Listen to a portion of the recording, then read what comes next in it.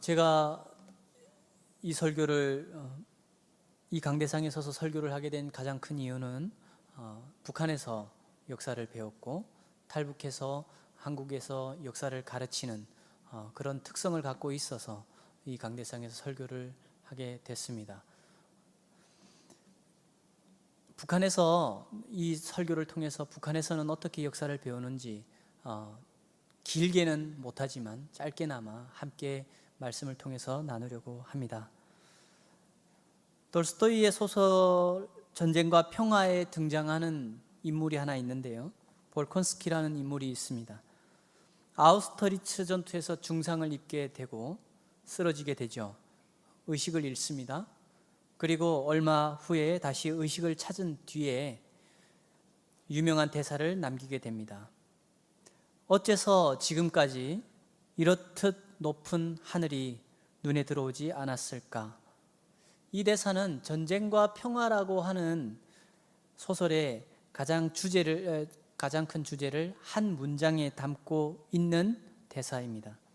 전쟁 같은 삶, 그리고 평화를 얻은 삶, 그 삶을 잘 드러내는 문장이라고 할 수 있습니다.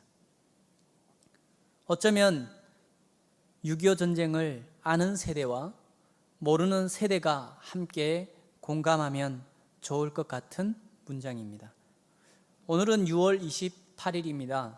올해가 6.25 전쟁 발발 70주년이기도 한데 오늘은 서울이 북한군에게 함락된 지 70년이 되는 날이기도 합니다. 지금 우리는 이렇게 주변을 돌아보면 전쟁의 흔적이라고는 찾아보기 어려운 아름다운 서울에 살고 있습니다. 그러다 보니 요즘 세대에게 전쟁은 먼 옛날 이야기입니다. 전쟁 중에 서울에 평당 폭탄 한 발이 떨어졌다고 하니 얼마나 황폐화되었겠습니까? 그래서 메가더 장군은 서울을 보고 이렇게 얘기를 했다고 합니다. 이 황무지를 복구하려면 최소한 100년 이상은 걸릴 것이다 라고 했죠. 그런데 우리는 한강의 기적을 만들었고 4차 산업혁명 시대를 전 세계 앞에서 선도하고 이끌어가는 중입니다. 역경의 세대와 행복의 요람에서 자란 세대가 공존하고 있는 대한민국은 지금 세대와 이전 세대가 갈등 중에 있습니다.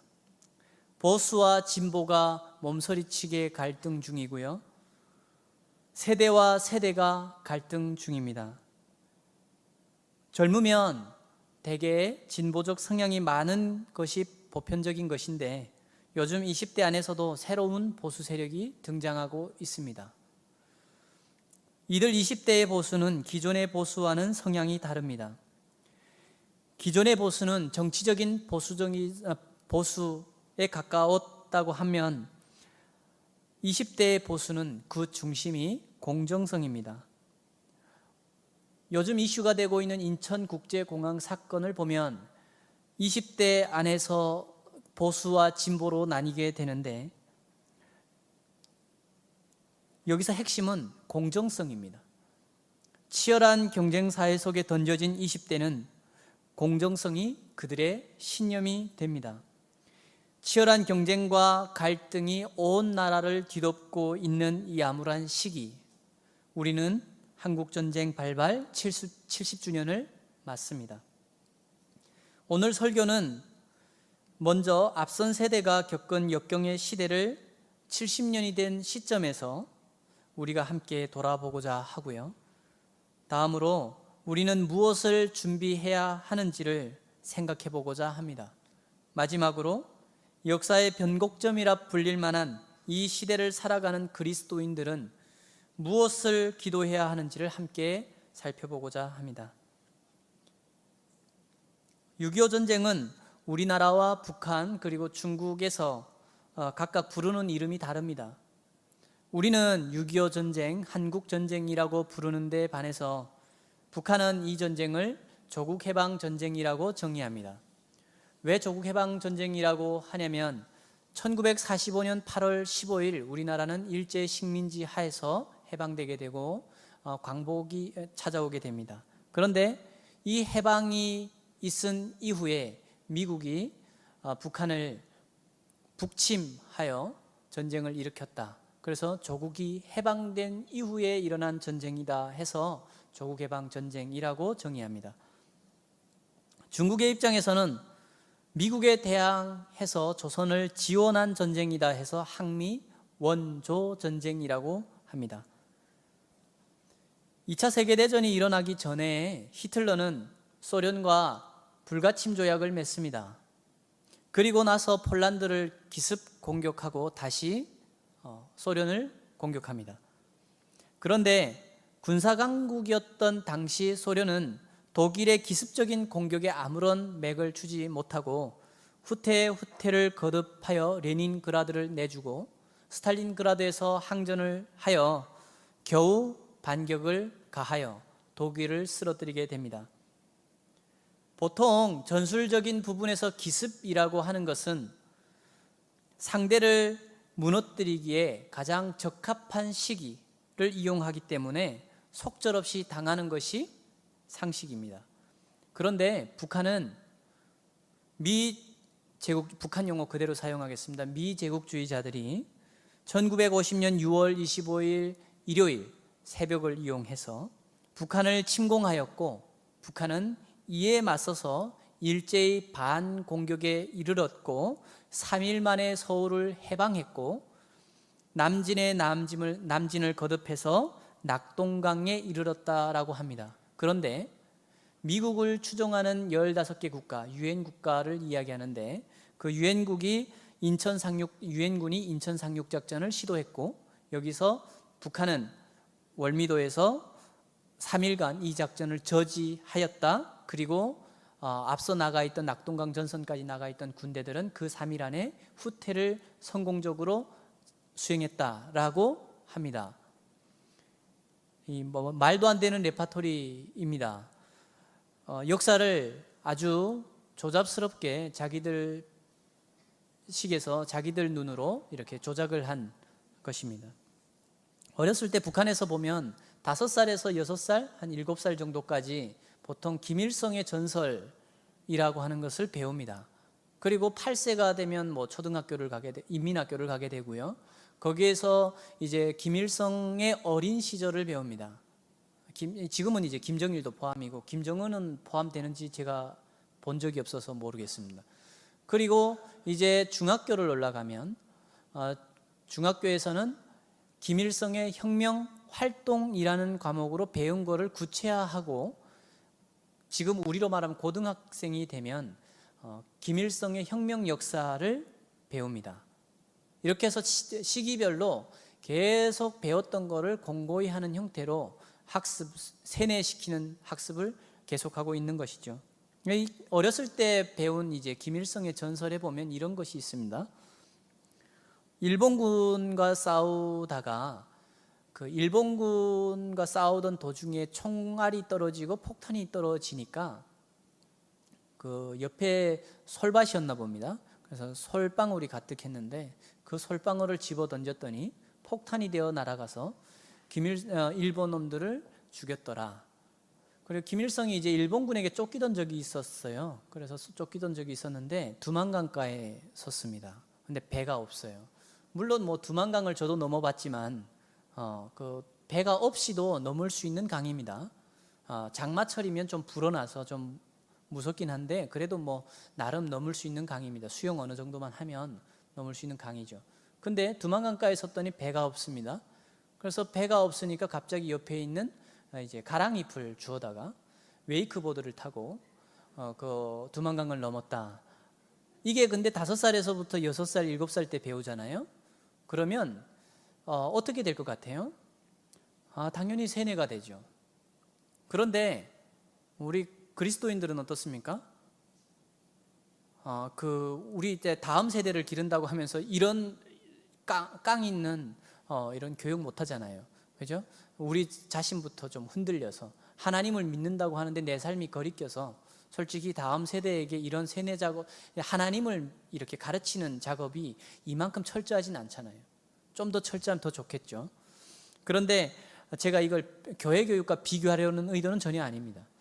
북한은 이 말도 안 되는 전설을 가지고 김일성을 신격화하는 작업, 이런 것들을 진행하는 그런 말도 안 되는 나라다, 이런 얘기죠. 대한민국의 그 흔하디 흔한 17대 1의 전설, 이런 것들은 이 북한의 김일성의 전설에 비하면 아무것도 아닙니다. 1948년 2월 8일 조선인민군이라고 하는 정규군을 북한은 그때 창건을 합니다. 신생군대가 100년의 전쟁 역사를 자랑하는 미군의 공격을 단숨에 끊어내고 반공격하여 서울을 해방했다. 3년간의 전쟁에서 미국과 정전협정을 체결하고 승리하였다. 1953년 7월 27일이죠. 이날을 전승절이라고 세고 있는데요. 퍼즐과 같이 맞춰진 이 거짓말 같은 역사 날조는 자신들조차 선제 공격의 부당함을 알기 때문에 그렇게 역사를 날조하는 것입니다. 1948년은 우리 역사에서 가장 암울한 시기였습니다. 제주 4.3 사건도 1948년에 일어났고요. 남한만의 이제 단독선거도 5월에 진행됐고요. 7월에 재헌국회가 만들어졌고 8월에 정부 수립이 이루어졌고, 그리고 10월에는 여수 순천 사건이 이루어졌고, 이런 암울한 시기를 보냈던 시기가 바로 1948년입니다. 엄연히 이 모든 이야기, 아까 전에 말씀드렸던 북한에서 가르쳐주는 전쟁의 이야기, 우리나라 역사의 한 조각은 거짓말로 가득 채워져 있습니다. 광복 후 한반도는 미국과 소련에 의해서 둘로 나뉘게 되었습니다. 그리고 우리는 이 강대국들에 의해서 신탁 통치라는 이름으로 대리 통치를 받게 됩니다. 북한은 소련, 우리 남한은 미국에 의해서. 이 과정에서 신탁 통치를 찬성하는 쪽과 반대하는 쪽이 나뉘게 되는데, 이를 역사에서는 찬탁운동, 반탁운동이라고 얘기합니다. 결과 미소공동위원회는 이런 찬탁운동과 반탁운동이 강렬해지자 한반도 문제를 유엔으로 넘기게 되고, 유엔에서는 남북한 총선거를 통해서 정부를 구성해라 라고 하지만 북한이 협조를 하지 않습니다.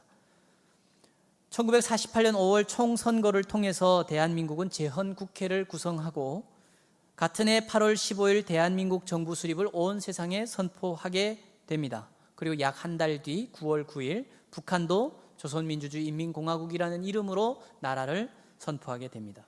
이렇게 한반도는 자유민주주의 진영을 대표하는 대한민국, 이 남한을 사회주의 진영을 대표하는 북한으로 분단이 확실시 됩니다.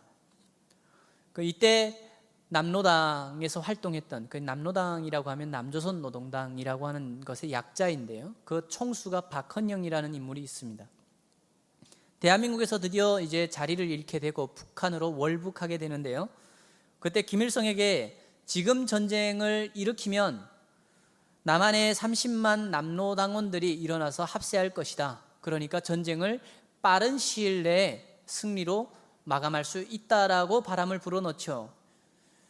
그러자 어린 김일성, 그 당시 나이가 39살, 전쟁을 일으키는 1950년 당시에 김일성의 나이는 39살, 우리나라 나이로 39살이었으니까 저랑 동갑인 겁니다.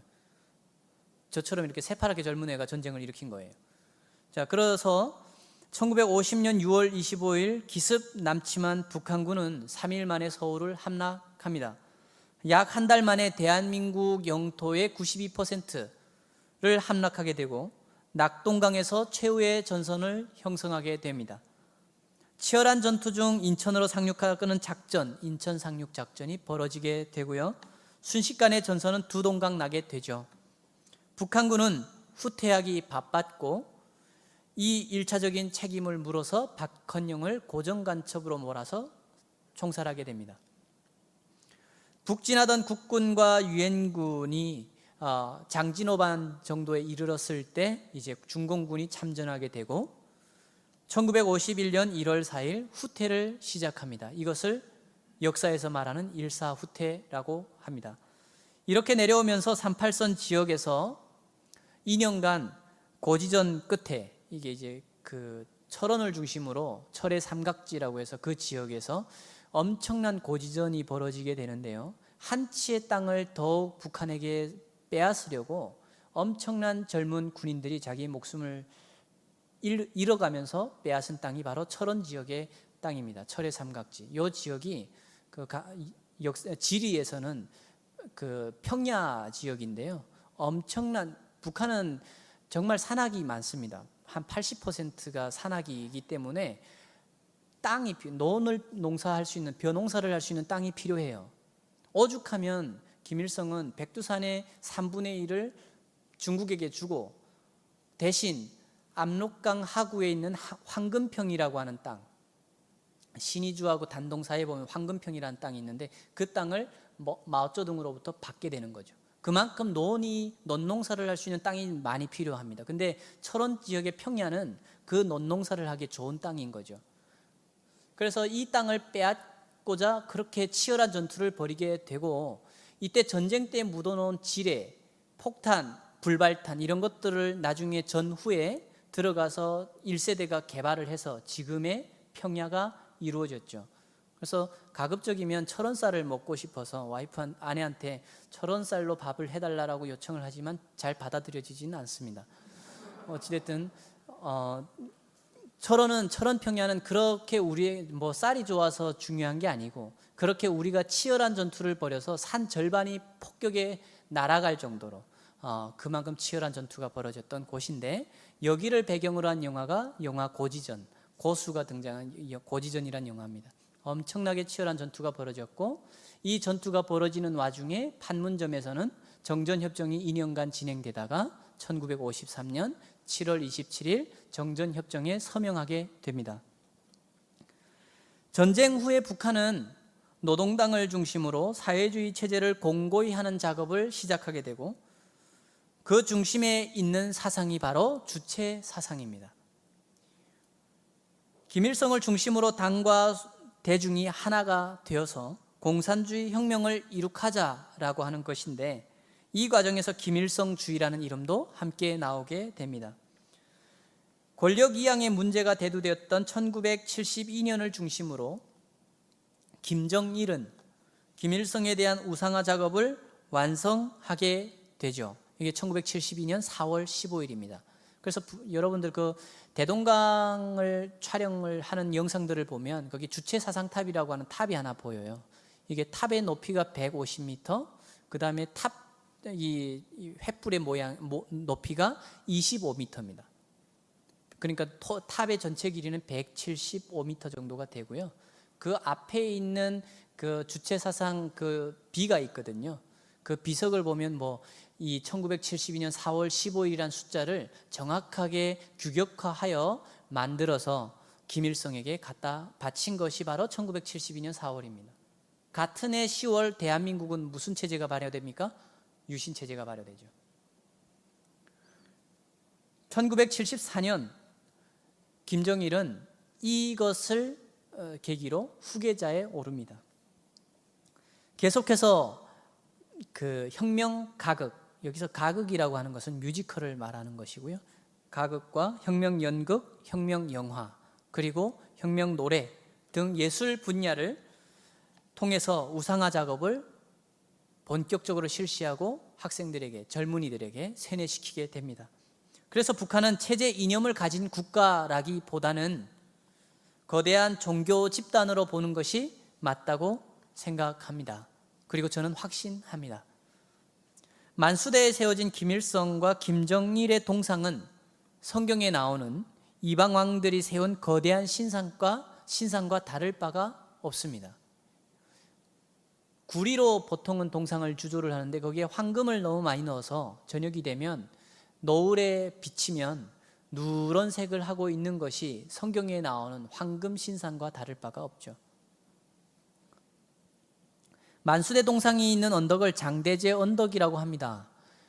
만수대 동상이 이제 있으면 그 뒤편이 이제 학생소년 궁전이 되겠는데요. 그 학생소년 궁전이 바로 장대현 교회 자리입니다. 이 장대현 교회는 평양 대부흥운동의 가장 중심이었던 장대현 교회를 한국 교회 역사에서 가장 중요한 곳이죠.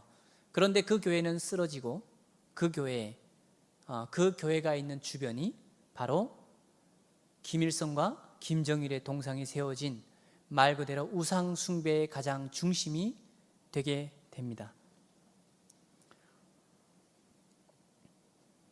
지금 이 시대를 살아가는 젊은 친구들한테, 행복의 요람 속에서 자란 젊은 친구들한테 한번 물어보십시오.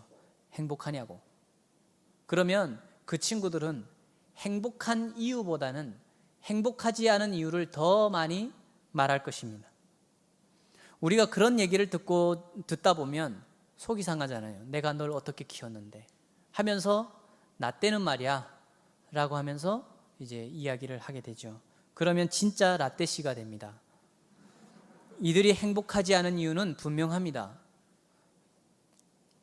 내신 성적 준비, 1등급이어야만 하는 경쟁 구조, 이력서에 쓸 스펙 하나를 준비하기 위해서도 치열한 경쟁을 하고요.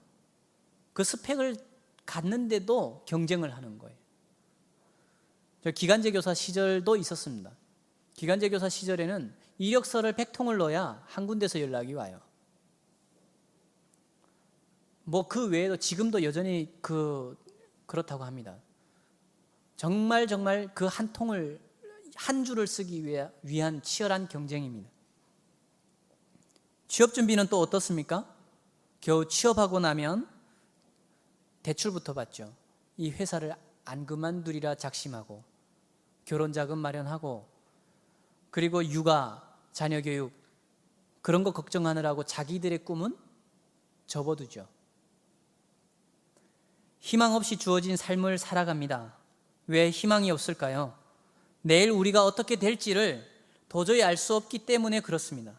한마디로 불안한 세상을 살기에 그들은 행복하지 않습니다.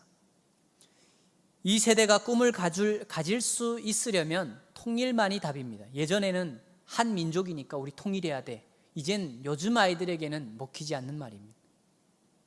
이유가 있어야 됩니다. 통일해야 되는 이유. 그래서 학자들이 연구했습니다. 통일에 들어가는 비용이 얼마냐? 4천조. 우리나라 1년 예산이 약 500조 정도로 보면 8년 예산을 오롯이 쏟아 부어야만 가능합니다. 그런데 통일로 인해서 오는 비용은 1경 4,400조 정도라고 합니다. 뒤에 400조를 이 조 단위를 가져본 적이 없으니까 400조를 그냥 던져버린다고 하고요. 1경이라는 돈이 이제 남게 되는데요. 그 1경이라는 돈을 도대체 우리가 예측을 못하겠지만 이런 정도라고 합니다. 지금 우리나라 그 지혜 나이가 3만 불. 근데 3만 불에서 지금 뒤로 내려가고 있죠. 그런데 파리지앵들이 갖고 있는 지혜 나이가 한 7만 7천 불 정도라고 합니다. 근데 통일이 되었을 때 1경 정도의 이익 비용을 우리가 얻었을 때 우리의 지혜 나이가 약 7만 5천 불까지 올라간다고 합니다. 그러면 뭐 엄청 잘 살겠죠.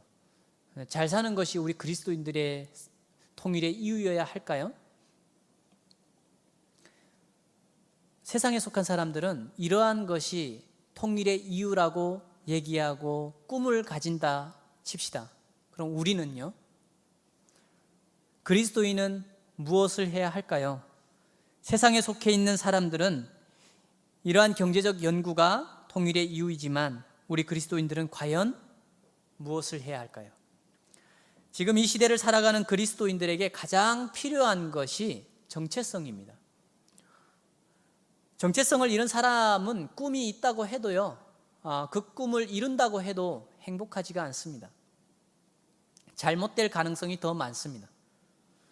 제가 신학대학원 1학년 때 기숙사를 함께 쓴 형이 하나 있습니다. 이 기숙사만 같이 쓴 게 아니고요, 저희하고 생일도 같고요.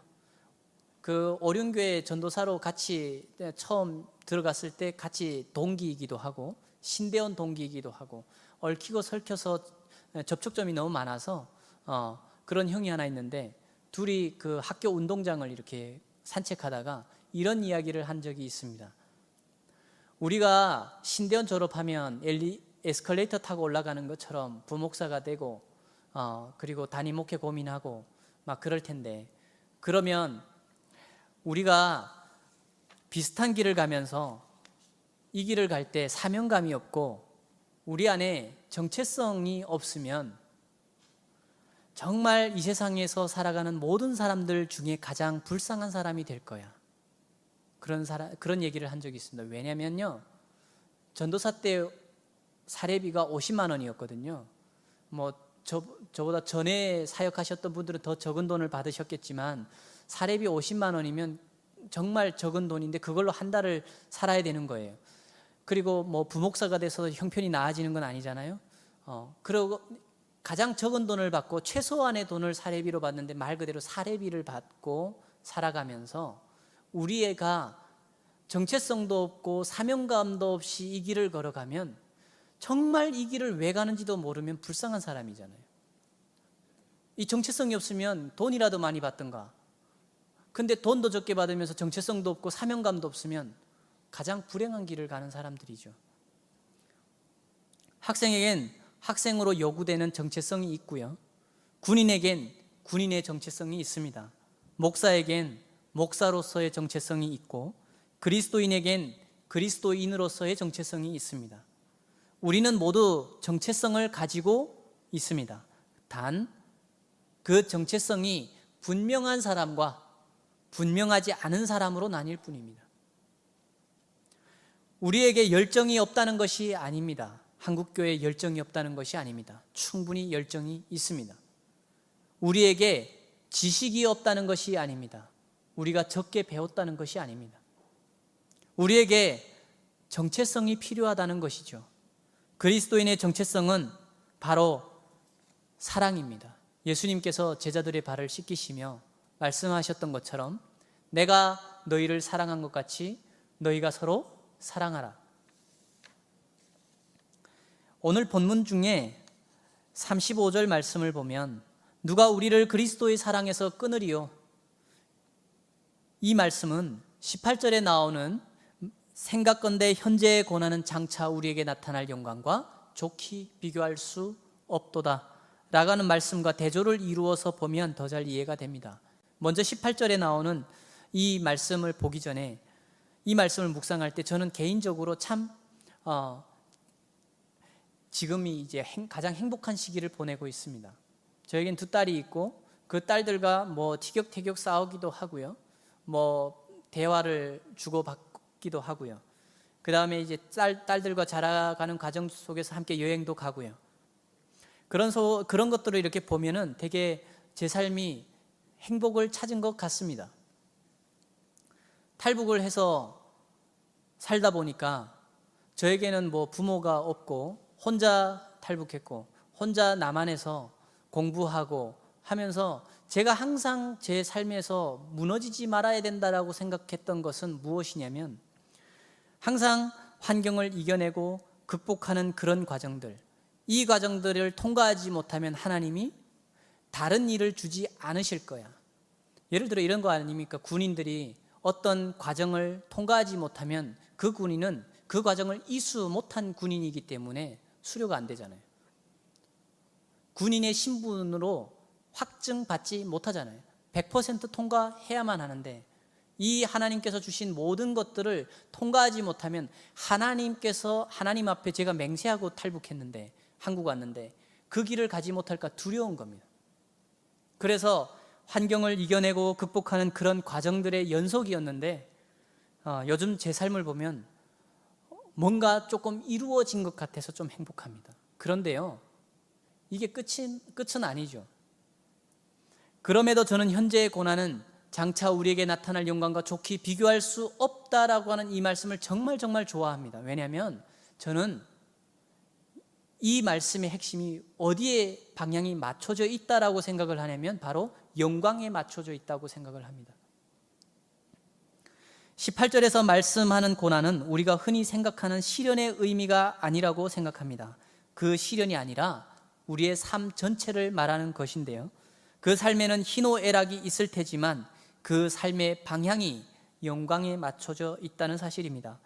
영광을 향해 나아가는 자의 고백은 35절 말씀처럼 누가 우리를 그리스도의 사랑에서 끊으리오라고 하는 고백이 나오는 것이고, 37절 말씀처럼 이 모든 일에 우리를 사랑하시는 이로 말미암아 우리가 넉넉히 이기느니라 라고 하는 고백이 됩니다. 저는 고난이 무엇인지 잘 압니다. 많이 맞아서 고문을 당했다고 하면 고문이죠. 엄청난 고문을 당해봤고, 고문을 당해서 기절도 해봤고, 끌려가서 죽도록 맞아도 받고, 배가 고파서 빌어먹기도 했고, 저의 옷차림이 남루해서 남에게 부끄럽기도 했고, 그런 과정들을 거쳐오면서 외면을 당해보기도 했고, 오해를 당해보기도 했고, 수도 없이 저에게 찾아온 것들은 있었습니다. 제가 겪은 것들. 그러나 그래서 고난의 의미를 누구보다 잘 알 수 있다라고 생각합니다. 그래서 말할 수 있습니다. 영광을 향해 나아가는 자는 그러한 고난이 고난으로 보이질 않습니다. 나를 사랑하시는 이로 말미암아 넉넉히 이길 뿐입니다. 올해는 6.25 70주년이기도 한데 손양원 목사님 순교 70주년이 되기도 하는 해입니다. 사랑의 원자탄으로 널리 알려진 손양원 목사님은 두 아들이 있었습니다. 두 아들을 죽인 살인자를 자신의 양자로 삼은 사랑의 사도요, 자신이 맡은 양무리의 영혼을 지키다가 목숨을 빼앗긴 이 시대의 참 목회자였습니다. 순교자로 알려진 손양원 목사님의 삶을 지배해온 근본 정신은 한마디로 복음의 요체라고 말할 수 있는 하나님 사랑과 이웃 사랑이었습니다. 손양원 목사님에게는 순천에서 학교를 다니고 있던 두 아들 동일과 동신이 있었는데요, 1948년 여수 순천 사건 때 반란군이 도시를 점거했을 때 인민의 적을 처단하려는 그런 작업이 광장에서 열렸습니다. 학생들에게까지 총을 주고 반공산주의자라고 알려진 자들을 가서 데려오라고 해서 총살했는데, 그때 손양원 목사님의 두 아들도 있었습니다. 그 뒤에 진압군이 들어오자 역할은 뒤바뀌었고, 동일과 동신을 사살한 안재선은 이제 죽을 운명이 되었죠. 이런 상황에서 손양원 목사님은 친구인 목사님을 부탁해서 군 사령관에게 가서 자기가 그 아들을 죽인 아이를 양자를 삼겠다라고 부탁을 합니다. 탄원을 하게 되는 거죠.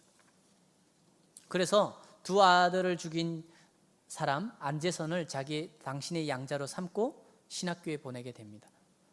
정말 사랑으로 길러냈습니다. 두 아들의 장례식에서 손양원 목사님은 9가지 감사 기도 제목으로 그 장례식에 답사를 합니다.